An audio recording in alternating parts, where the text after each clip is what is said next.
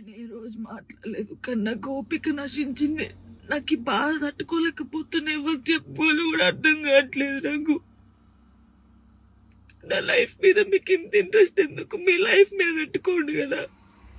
ఆ టైంలో మీ లైఫ్ మీద పెట్టుకుంటే బాగుంటది. ఒక అమ్మాయి జీవితంతో ఆడుకున్నాడు ఎందుకు?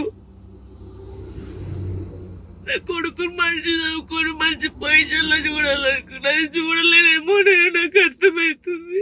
నేను బద్దల్లే పోతా. ఇది మాట్లాడితే మీరు ఏదో ఆపేస్తారు. ఇది కాదు, ఓపిక నశించి నేను ఎప్పుడు దేనికి రియాక్ట్ కాలేదు. ఒక అన్నతో మాట్లాడే తప్పు, నా తమ్ముడని మాట్లాడితే తప్పు. ఎవరు పడితే వారికి లింకులు వేస్తారు.